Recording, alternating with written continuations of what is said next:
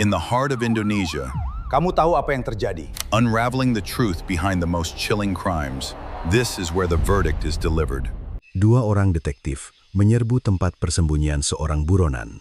Tembakan pistol gas dilepaskan, tetapi pria itu tidak bergeming.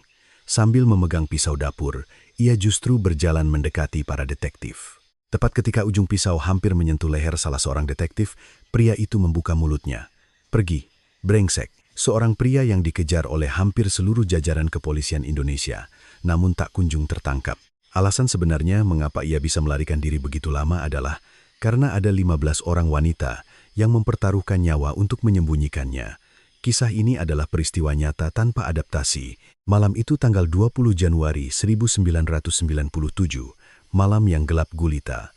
Di dalam toilet sebuah sel di Lembaga Pemasyarakatan LP Cipinang, seorang pria mulai bergerak. Di tangannya tergenggam sebuah gergaji besi kecil yang ia selundupkan beberapa bulan sebelumnya dari bengkel kerja kayu.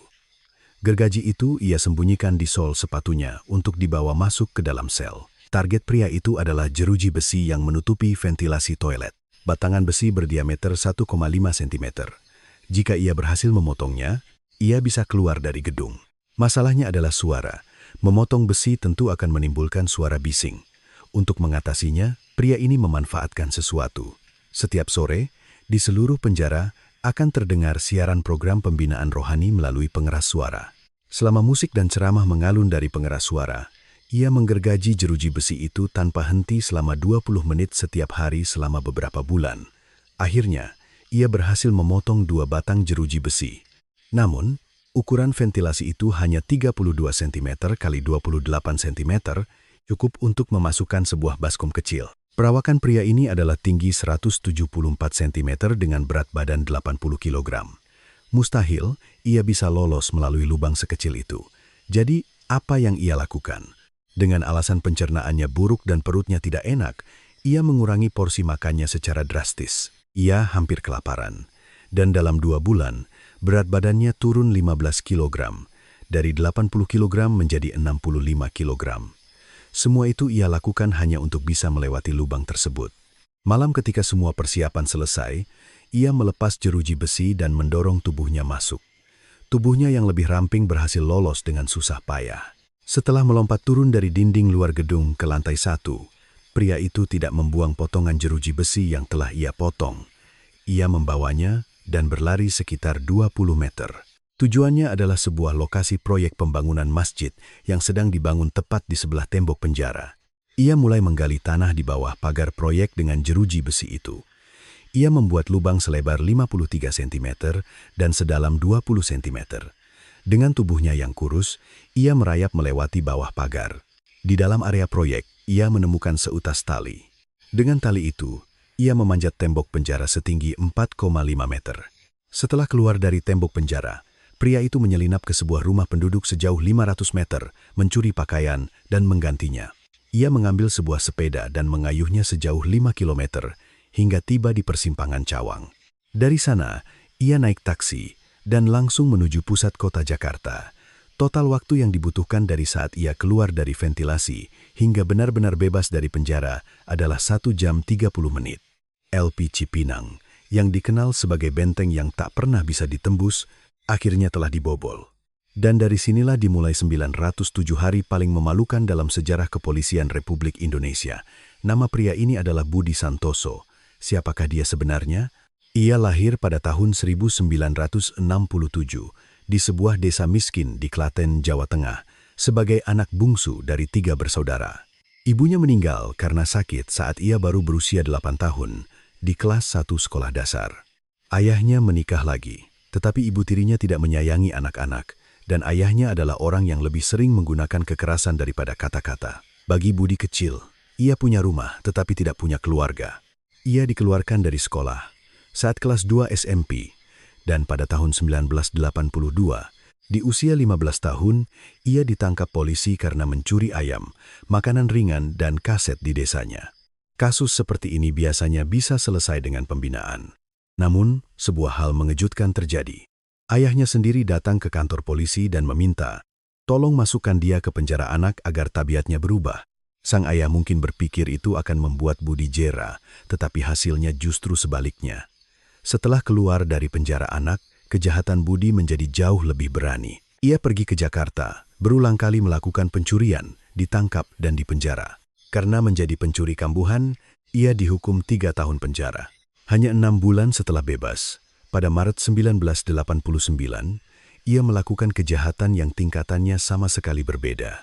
Bersama 4 rekannya, ia menyerang sepasang suami istri yang sedang dalam perjalanan pulang di kawasan Pondok Indah, Jakarta Selatan, dengan senjata tajam. Sang suami tewas di tempat dan istrinya dalam kondisi kritis. Kasusnya adalah pencurian dengan kekerasan yang mengakibatkan kematian. Meskipun Budi tidak membunuh korban secara langsung, dalam hukum, jika seseorang terbunuh saat terjadi perampokan yang dilakukan bersama-sama, semua pelaku dapat dikenakan pasal yang sama. Keempat rekannya ditangkap dalam waktu 4 hari, tetapi Budi berhasil melarikan diri selama 6 bulan sebelum akhirnya tertangkap. Sejak saat itu, kemampuannya untuk melarikan diri sudah tidak biasa. Hasilnya adalah hukuman penjara seumur hidup. Ia dipindahkan ke LP Cipinang pada tahun 1994. Namun, sejak masuk ke Cipinang, Budi bertingkah seperti orang yang berbeda. Ia sopan, taat aturan, dan menjadi narapidana teladan yang sempurna, sampai-sampai para sipir berkata, Budi itu sekarang sudah benar-benar berubah. Tetapi di balik sikap patuhnya, tersembunyi sebuah rencana yang tidak disadari oleh siapapun. Dari tahun 1994, saat ia masuk ke Cipinang, hingga 20 Januari 1997, saat ia kabur, tepat 3 tahun.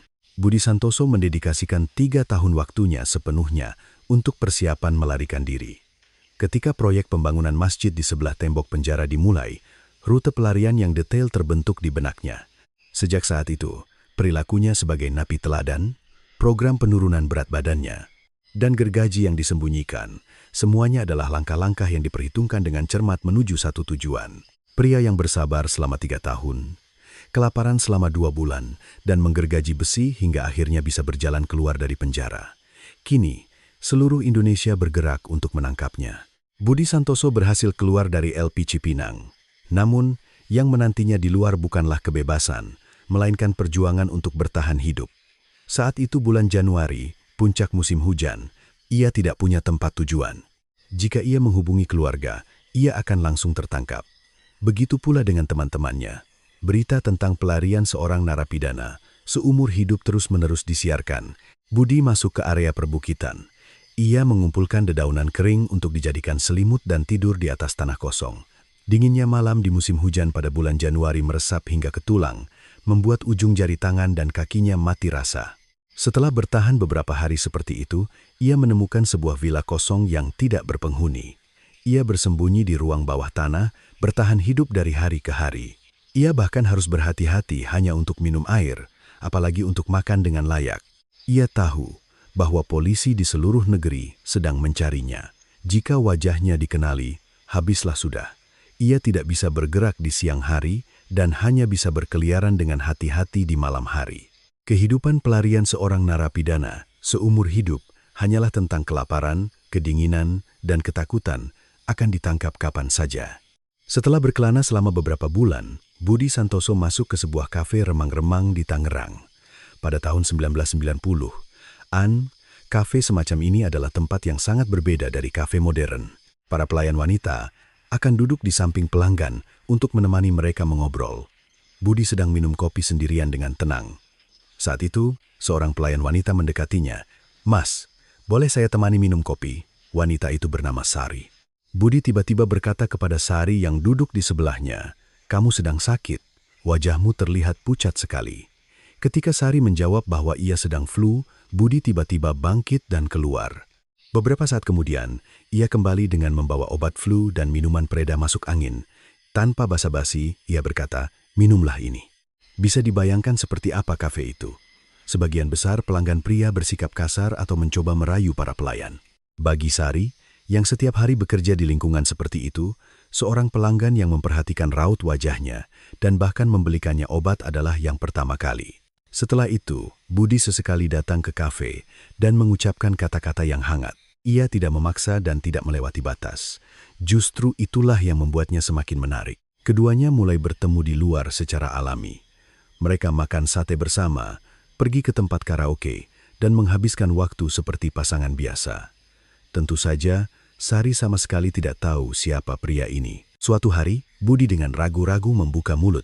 Sebenarnya, aku adalah buronan itu, Budi Santoso. Ia menceritakan semua kisahnya, termasuk fakta bahwa seluruh polisi di negeri ini sedang memburunya. Biasanya, orang akan terkejut dan lari atau langsung melapor ke polisi. Tetapi jawaban Sari benar-benar di luar dugaan. Mas, mulai besok tinggallah di rumahku. Maka, dimulailah kehidupan bersama Budi dan Sari. Yang lebih mengejutkan adalah apa yang terjadi selanjutnya. Mereka memelihara seekor anjing. Mereka mengundang tetangga ke rumah untuk syukuran kecil. Mereka bahkan mengadakan acara bakar-bakar sate dengan tetangga sebelah. Di mata tetangga, mereka hanyalah pasangan pengantin baru yang serasi. Pria yang paling dicari di Indonesia sedang tertawa sambil membakar sate bersama para tetangganya. Namun, ada sisi gelap dari kehidupan bersama ini. Setiap malam, Budi pergi merampok rumah-rumah kosong dan Sari, meskipun tahu, tidak menghentikannya. Bukan hanya itu, Sari juga bertugas menukarkan perhiasan hasil curian Budi menjadi uang tunai. Ia bahkan ikut ke lokasi kejahatan untuk mengawasi keadaan. Hubungan yang dimulai sebagai sepasang kekasih telah berubah menjadi hubungan kaki tangan kejahatan. Tetapi Budi tidak hanya memiliki Sari. Selama 907 hari masa pelariannya, setidaknya ada 15 wanita yang membantunya. Bagaimana bisa begitu banyak wanita berpihak pada seorang buronan paling berbahaya di negeri ini? Alasan terbesar mengapa Budi tidak tertangkap selama 907 hari bukanlah karena kekuatan fisiknya yang luar biasa atau otaknya yang cerdas. Itu karena para wanita yang menyembunyikannya. Tempat Budi bertemu para wanita ini hampir selalu sama, kafe remang-remang. Pada tahun 1950-an, sebagian besar pelayan di kafe semacam itu menerima uang muka saat mulai bekerja. Sederhananya, mereka memulai dengan utang. Mereka tidak bisa berhenti sampai utang itu lunas. Mereka dipandang rendah oleh masyarakat dan sering diperlakukan semena-mena oleh pelanggan. Mereka terikat secara finansial, terisolasi secara sosial, dan tidak punya siapa-siapa untuk diandalkan. Budi memanfaatkan celah ini. Kisah wanita kedua yang tinggal bersamanya, Dewi, menunjukkan metodenya dengan jelas. Dewi juga bekerja di sebuah kafe remang-remang. Budi, sebagai pelanggan, perlahan-lahan menunjukkan perhatian padanya. Ia tidak memperlakukannya dengan kasar seperti pria lain. Ia berbicara dengan sopan dan menanyakan kabarnya. Suatu hari, ia bertanya, "Apakah kamu punya utang?" Ketika Dewi mengatakan ia punya utang sekitar 50 juta rupiah, Budi berkata, "Aku akan melunasinya. Berhentilah dari pekerjaan ini." 50 juta rupiah adalah jumlah yang sangat besar pada waktu itu. Jika utang itu lunas, ia bisa berhenti dari kafe. Itu berarti ia tidak perlu lagi melakukan pekerjaan itu. Bagi Dewi, pria ini seperti seorang penyelamat. Namun, Budi tidak berhenti di situ. Setelah melunasi utangnya, ia memberikan tas berisi banyak uang kepada Dewi dan berkata, "Tolong simpan uang ini. Aku percaya padamu, jadi aku ingin kamu yang menyimpannya." Kalimat ini mencapai dua hal sekaligus. Dengan menunjukkan tumpukan uang, ia memamerkan kekayaannya. Pada saat yang sama, dengan mengatakan ia mempercayakan uang sebanyak itu, ia mengirimkan pesan kepercayaan. Pria yang melunasi utang, punya banyak uang, dan bahkan mempercayainya. Ia menciptakan sebuah struktur di mana sang wanita tidak punya pilihan selain membuka hatinya sepenuhnya. Baru setelah mendapatkan kepercayaan penuh, ia akhirnya membuka mulut. "Sebenarnya, aku Budi Santoso, baik pada Sari, Dewi, maupun wanita-wanita lainnya, urutannya hampir selalu sama. Pertama berbuat baik, lalu mendapatkan kepercayaan, dan setelah sepenuhnya merebut hati mereka, barulah ia mengungkapkan identitasnya." Ketika pengakuan itu datang saat mereka sudah terikat secara emosional, akan jauh lebih sulit untuk melapor ke polisi. Budi secara naluriah mengetahui hal itu. Dengan pola ini, setidaknya 15 wanita membantu pelarian Budi. Dengan beberapa di antaranya, ia tinggal bersama dan berpura-pura sebagai suami istri. Dengan begitu, orang di sekitar tidak akan curiga. Para wanita menyediakan tempat persembunyian dan Budi membiayai hidup mereka dengan uang hasil curian. Dari luar, mereka tampak seperti keluarga muda yang normal, tetapi sebenarnya itu adalah penyamaran untuk pelarian seorang buronan. Di sini muncul satu pertanyaan. Apakah para wanita ini tidak tergiur dengan uang imbalan? Hadiahnya mencapai puluhan juta rupiah. Jika mereka melapor ke polisi, mereka bisa mendapatkan uang itu. Lalu mengapa mereka menyembunyikan seorang buronan berbahaya? Para ahli menjelaskan seperti ini. Sebagian besar wanita yang tinggal bersama Budi menjalani kehidupan yang terpinggirkan secara sosial. Mereka sering direndahkan dan dimanfaatkan oleh pria. Dalam lingkungan seperti itu, Budi, setidaknya dari luar, adalah satu-satunya pria yang menghormati mereka. Pria yang melunasi utang membuat hidup mereka nyaman dan berbicara dengan hangat. Menyerahkan orang seperti ini ke polisi sama saja dengan meruntuhkan satu-satunya benteng yang melindungi mereka. Rasa aman yang diberikan pria ini saat itu lebih besar daripada hadiah puluhan juta rupiah. Tapi apakah ini benar-benar cinta? Budi kemudian menulis, "Aku ingin tinggal bersama seorang wanita yang bisa memahami kecemasan dan penderitaan hidup dalam pelarian untuk mendapatkan penghiburan." Pada akhirnya, ia menggunakan para wanita sebagai alat untuk meredakan emosinya sendiri. Kasus wanita pertamanya, Sari, bahkan lebih parah. Ia menemani Budi dalam pencurian, mengawasi, dan bahkan menukarkan barang curian menjadi uang tunai. Awalnya mungkin karena kasihan pada pria malang itu, tetapi pada suatu titik, ia sudah terperosok ke dalam lumpur yang tidak bisa ia hindari. Jika mereka melakukan kejahatan bersama, ia juga akan dihukum jika melapor, membuatnya semakin sulit untuk melepaskan diri. Saat itu, di kalangan internal kepolisian bahkan beredar lelucon, untuk menangkap Budi Santoso, kita harus membuat daftar gabungan pelayan kafe dan memasang perangkap. Terdengar seperti lelucon, tetapi itu menunjukkan betapa pentingnya peran para wanita dalam pelarian Budi. Ironisnya, Budi akhirnya tertangkap juga karena seorang wanita, Agustus 1997, di sebuah tempat cuci mobil di Bekasi. Ada seorang pelanggan yang sangat mencolok.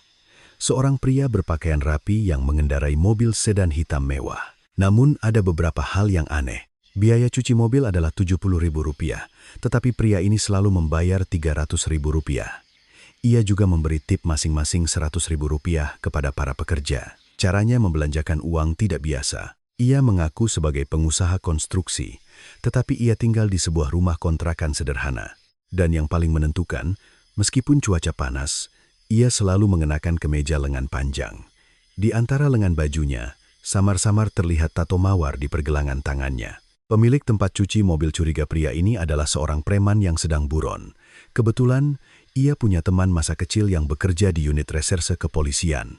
Ia menelepon temannya.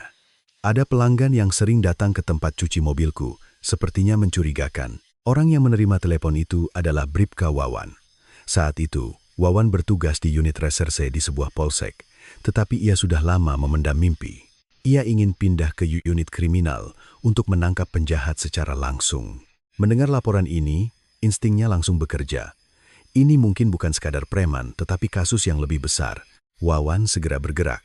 Ia membawa foto-foto buronan dan menemui pemilik tempat cuci mobil. Di antara foto-foto itu, ada foto buronan Budi Santoso. Ketika pemilik tempat cuci mobil melihat foto itu, wajahnya menegang. Terlalu mirip, jantung Wawan mulai berdebar kencang. Sejak saat itu, setiap selesai bertugas, Wawan langsung mengikuti jejak pria itu. Namun, mobil pria itu adalah sedan mewah. Sementara mobil Wawan hanyalah sebuah kijang. Ia kesulitan mengikutinya karena kecepatan mobilnya tidak sepadan. Akhirnya, ia mengganti mobilnya dengan sedan yang lebih cepat. Semua demi menangkap Budi Santoso. Selama pengejaran, sebuah petunjuk penting muncul. Ia mendapat informasi bahwa seorang nenek penjual ayam goreng di dekat situ akrab dengan pria itu. Nenek itu bahkan baru saja menghadiri acara syukuran rumah baru pria itu. Masalahnya, nenek itu tidak ingat persis di mana rumahnya. Wawan membawa nenek itu berkeliling di sekitar lingkungan tersebut selama 2 hingga 3 minggu. Suatu hari, saat melewati sebuah kompleks perumahan, nenek itu tiba-tiba berkata, "Ah, itu dia orangnya." Wawan melihat ke arah yang ditunjuk dan melihat seorang pria sedang melakukan lompat tali di depan sebuah rumah. Ia bahkan melakukan lompatan ganda dan 3 kali dengan mudah. Akhirnya, tempat persembunyian Budi Santoso ditemukan. Wawan mengumpulkan 6 rekannya. Semuanya adalah pemegang sabuk hitam taekwondo dan karate. Rencananya adalah menyergap di depan kompleks pada dini hari. Namun, seiring berjalannya waktu, hawa dingin dini hari mulai menusuk. Melihat rekan-rekannya kedinginan, Ia menyuruh mereka masuk ke dalam sebuah kantor pemasaran di sebelah gerbang kompleks. Ia hanya menempatkan satu rekan di persimpangan jalan. Jika mobilnya muncul, segera hubungi aku. Pukul 05.30 pagi, telepon dari rekannya berdering. Bang, mobilnya baru saja lewat. Wawan segera berlari masuk ke dalam kompleks. Saat ia masuk, sorot lampu mobil dari belakang menyinarinya. Ia tidak boleh ketahuan. Dengan menahan napas, ia naik ke tangga antara lantai 1 dan 2. Hampir bersamaan, pria itu juga masuk ke gerbang kompleks dan mulai menaiki tangga, selangkah demi selangkah. Di atas tangga lantai 2, Wawan menahan napas. Tiba-tiba, pria itu berhenti. Ia mengeluarkan korek api, menyalakannya, dan perlahan-lahan melihat sekeliling. Kemudian, ia mendekati pintu kantor pemasaran di lantai 1 dan menempelkan telinganya. Ia sedang memeriksa apakah ada orang di dalam. Rekan-rekannya ada di dalam. Mungkin ia merasakan sesuatu. Insting pria ini luar biasa tajam, seperti binatang liar. Sebuah pikiran melintas di benak Wawan. Aku tidak boleh memberinya waktu. Ia mengeluarkan pistol gas dan membidiknya. Jangan bergerak. Saat itu, pria itu berbalik dengan cepat. Mata mereka bertemu. Meskipun hanya sepersekian detik, wajah itu terlihat sangat jelas. Wawan menarik pelatuk pistol gas. Biasanya, satu tembakan pistol gas sudah cukup untuk membuat seseorang pingsan selama beberapa jam. 2 tembakan seharusnya membuatnya langsung roboh, tetapi pria ini tidak jatuh. Ia hanya mengusap wajahnya yang terluka dengan tangan, lalu berbalik dan mulai berlari dengan kecepatan luar biasa.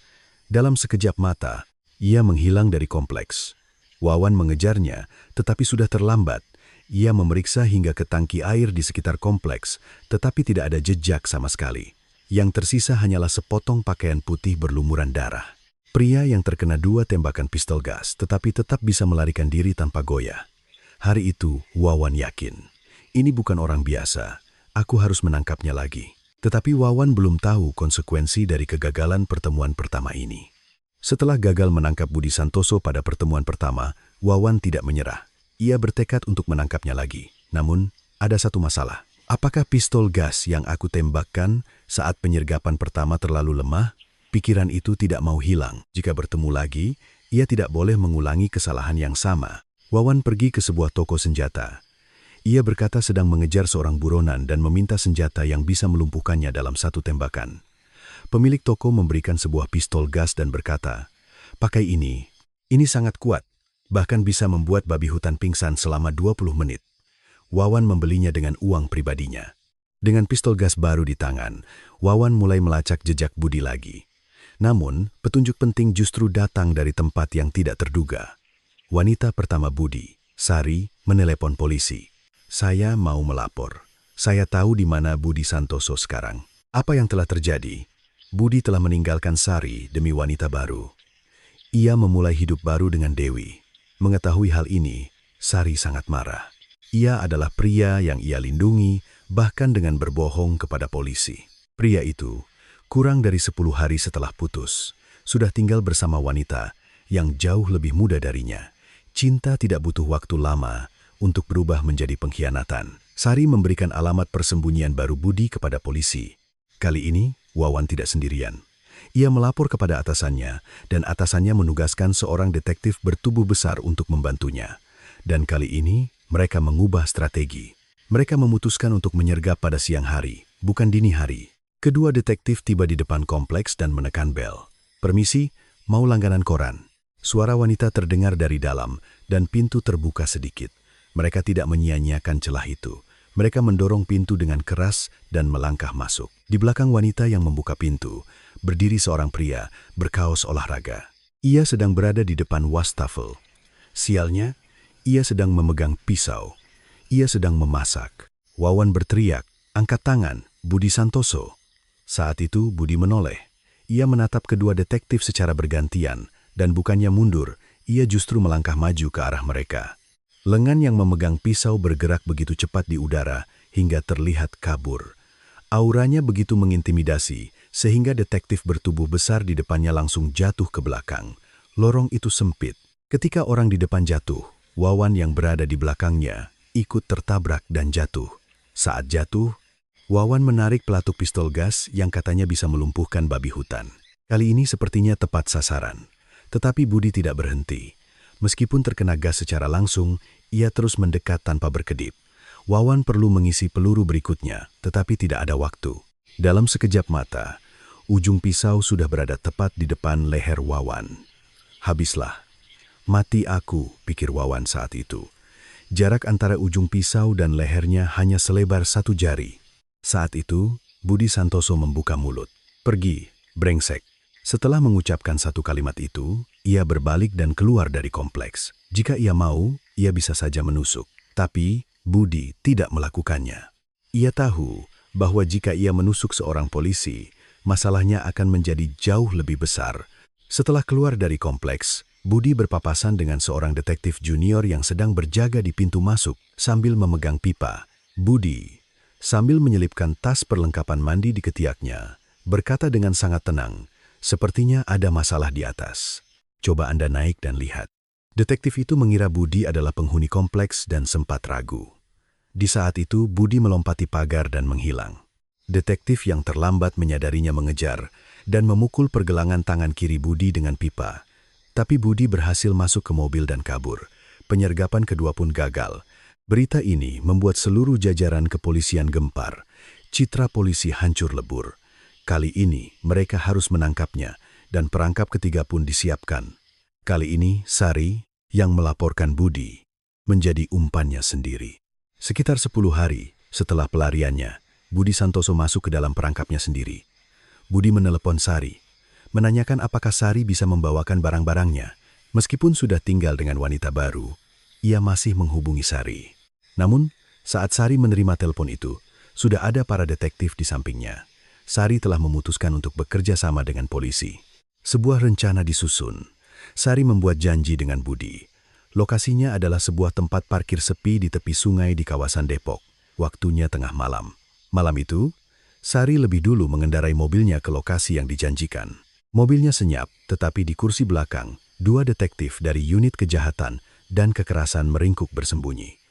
Tim investigasi lain juga mengikuti dari belakang. Perangkap telah dipasang dengan sempurna. Beberapa saat kemudian, sebuah mobil muncul dari kegelapan. Sebuah sedan hitam. Itu Budi Santoso. Budi turun dari mobil dan berjalan menuju mobil Sari. Selangkah, 2 langkah, semakin dekat. Tepat pada saat itu, pintu belakang mobil terbuka dan 2 detektif melompat keluar. Mereka menerkam Budi Santoso. Disinilah pertarungan dimulai. Seorang detektif memeluk tubuh Budi dari belakang dengan kedua lengannya. Ia memeluk sekuat tenaga agar tidak lepas. Detektif lainnya melihat ada pisau terselip di pinggang Budi. Ia mengambil pisau itu dan melemparnya jauh-jauh. Senjata telah dilumpuhkan. Sampai di sini, semua berjalan sesuai rencana para detektif. Tetapi Budi mulai memberontak dengan gila. Ia memutar tubuhnya, menendang, dan menanduk dengan kepala untuk melepaskan diri dari detektif yang memeluknya. Meskipun 2 orang melawannya, mereka tidak bisa menaklukkannya. Kekuatan pria ini tidak biasa. Di setiap tempat persembunyiannya, ia menyediakan peralatan olahraga dan berlatih setiap hari. Seorang detektif memutuskan, ini tidak akan berhasil. Ia mengeluarkan pistol dari sakunya. Itu adalah pistol saku baru yang dibagikan oleh Mabes Polri. Jika ia menembak kakinya, semuanya akan berakhir. Ia menarik pelatuk ke arah kaki Budi. Klik, pistol itu tidak menembak, macet. Pistol ini memiliki kelemahan fatal, sering macet. Dan sialnya, pada saat yang paling dibutuhkan, pistol itu tidak berfungsi. Sejak saat itu, situasi berbalik total. Budi menyadari bahwa pistol itu tidak berfungsi. Ia mulai melawan dengan lebih ganas. 30 menit. Ketiganya berguling-guling, saling pukul, dan bertarung selama 30 menit. Tapi Budi tidak juga tumbang. Di mana pasukan bantuan? Tim investigasi yang mengikuti dari belakang tidak bisa menemukan lokasi yang dijanjikan. Dikatakan tempat parkir di dekat sungai, tetapi mereka salah dengar menjadi tempat parkir derek dan tersesat di tempat yang salah. Pada saat yang genting ini, semua yang bisa salah menjadi salah. Akhirnya, Budi berhasil lolos dari cengkeraman para detektif. Ia masuk ke mobil Sari yang ada di depannya dan langsung tancap gas. Di tempat para detektif berada, hanya tersisa sedan hitam milik Budi. Pertarungan ketiga pun gagal. Pada titik ini, media di seluruh negeri menjadi heboh. Laporan yang mengecam ketidakmampuan polisi membanjiri berita setiap hari. Setiap kali Budi lolos, Kapolres dan Kasat Reskrim di wilayah terkait dicopot dari jabatannya. Selama masa pelarian Budi, 29 petugas polisi dikenai sanksi. Di antara mereka, lebih dari 10 orang berpangkat perwira menengah. Di kalangan internal kepolisian, bahkan beredar ucapan, Budi Santoso itu yang berwenang mengatur mutasi polisi. Artinya, kemanapun Budi pergi, jabatan para petinggi polisi berubah, seolah-olah Budi yang memutuskan mutasi personel. Bahkan beberapa petugas polisi sampai berdoa, tolong jangan muncul di wilayah hukum kami. Begitulah 907 hari berlalu. Pria yang tidak bisa ditangkap oleh seluruh polisi di negeri ini, akhirnya ditangkap oleh seseorang yang bukan polisi. Tanggal 16 Juli 1999. Ada seorang pria bernama Yudi yang bekerja sebagai teknisi servis gas di Surabaya, Jawa Timur. Ia adalah mantan bintara intelijen Angkatan Darat yang setelah pensiun ingin menjadi polisi. Ia sudah beberapa kali mengikuti tes tetapi selalu gagal. Untuk sementara, ia bekerja di sebuah pusat servis gas untuk menyambung hidup, tetapi ia tidak pernah menyerah pada mimpinya menjadi polisi. Hari itu, ada satu panggilan servis masuk, sebuah apartemen di Surabaya yang dihuni oleh pasangan muda. Yudi, yang masuk ke pintu depan sambil membawa tas peralatannya, secara alami mengamati seisi rumah. Mungkin itu adalah kebiasaannya sebagai mantan anggota intelijen, tapi ada sesuatu yang aneh. Dikatakan rumah pasangan muda, tetapi di ruang tamu tidak ada satupun foto pernikahan. Biasanya, di rumah pasangan baru, setidaknya ada 1 atau 2 foto mereka berdua di ruang tamu atau kamar tidur. Tapi tidak ada satupun foto. Sebaliknya, di salah satu sudut ruang tamu, ada banyak barbel, angkat beban, dan peralatan olahraga. Cukup untuk membuat pusat kebugaran sendiri. Mengapa ada begitu banyak peralatan olahraga di ruang tamu pasangan muda? Ia melihat pasangan itu mondar-mandir, dan hubungan di antara mereka tampak canggung. Suasananya bukan seperti pasangan baru, tapi yang paling menarik perhatian Yudi adalah sang pria. Meskipun di dalam rumah, ia mengenakan topi yang menutupi wajahnya. Berapa banyak orang yang memakai topi di ruang tamu rumah sendiri?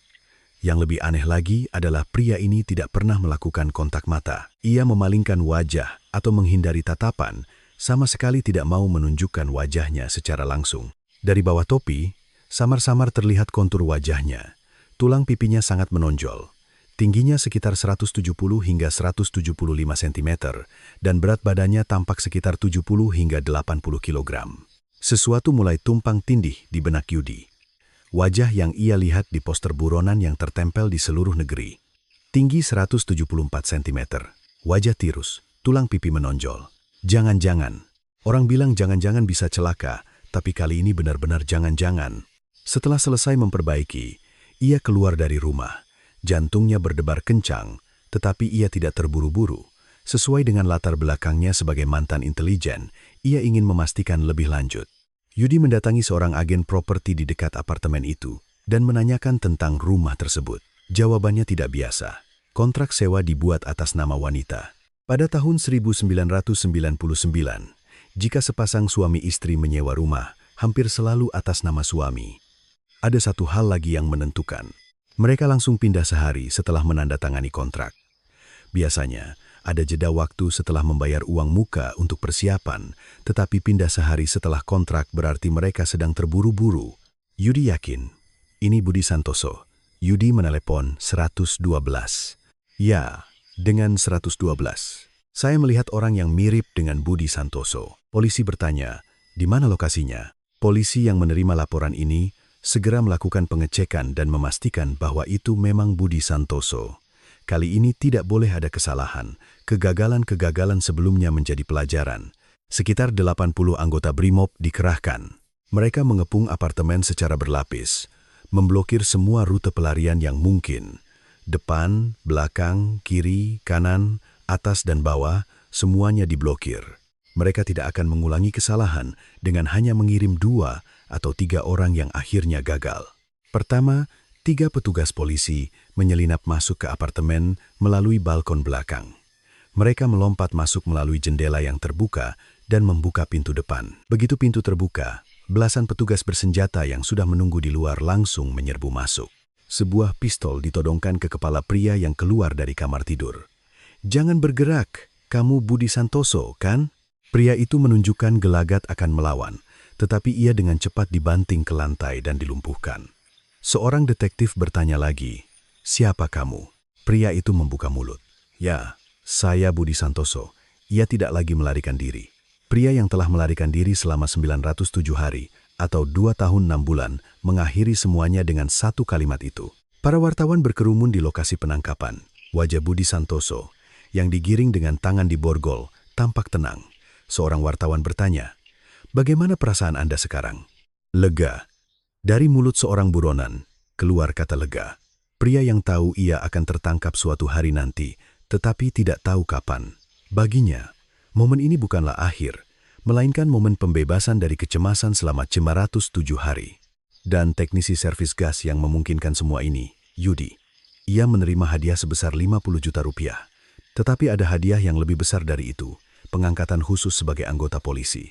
Mimpi yang tidak pernah ia lepaskan meskipun beberapa kali gagal dalam tes. Mimpi menjadi polisi terwujud berkat satu pengamatan tajam yang menemukan Budi Santoso. Lalu, bagaimana nasib Budi Santoso? Hukuman tambahannya mengejutkan. Budi Santoso dijatuhi hukuman tambahan 22 tahun 6 bulan, ditambahkan pada hukuman seumur hidup yang sudah ia terima sebelumnya.